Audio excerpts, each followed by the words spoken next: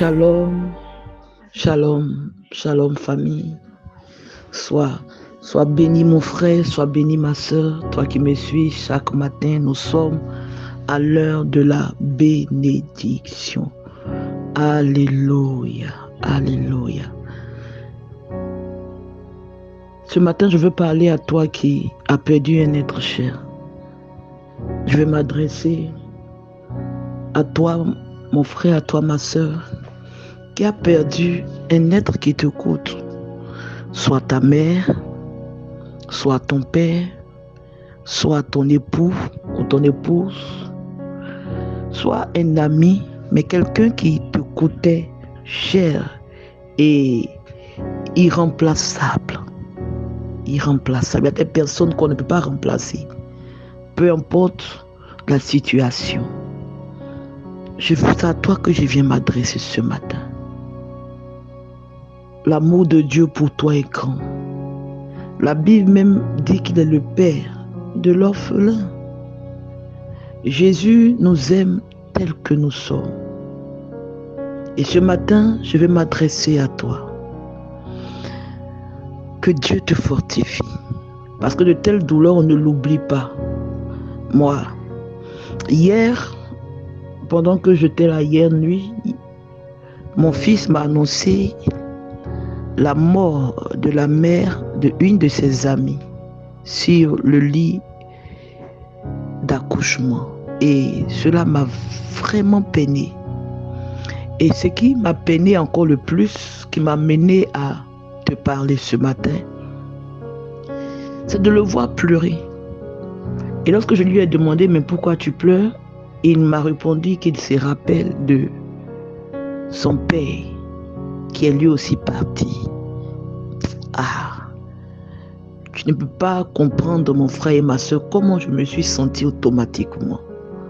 Oui, parce que moi-même qui te parle, j'ai perdu un être qui me coûtait. Et ce dernier était pour moi un père, un ami, un guide, un grand frère. Alléluia. J'ai partagé beaucoup de choses avec ce dernier pendant près de 15 ans de vie, avec beaucoup de choses, les hauts et les bas. Et c'est à toi que je veux parler. Tu sais, dans ce genre de situation, celui-là qui peut te décharger, c'est Jésus. Il y a des personnes qui vont venir quand tu perds un être cher. Il y a des personnes qui succulent, qui vont te dire Yako. D'autres vont t'amener des vivres. Il y a trop de choses. Mais ces choses-là ne peuvent rien changer à ta douleur. Ces Yako ne peut rien changer à la douleur que tu portes dans ton cœur. La seule personne qui peut te décharger, la seule personne qui peut te faire du bien, il s'appelle Jésus-Christ de Nazareth. Je vais te demander de te tourner vers Jésus. Tourne-toi vers Jésus.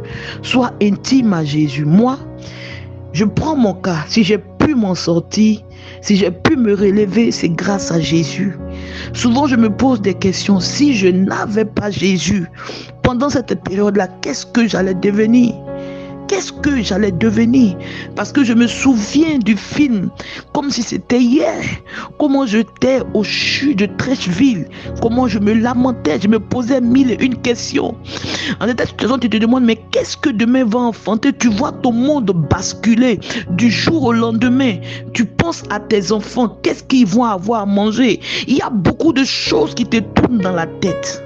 Regarde, c'est Jésus. Ce matin, je veux te parler à toi, mon frère. La situation que tu vis, tourne tes regards vers Jésus. Il est le bon berger. Il est le père de l'orphelin. Il est l'époux de la veuve. Et son amour pour toi est grand. Son amour pour toi n'a pas de variation. Alléluia.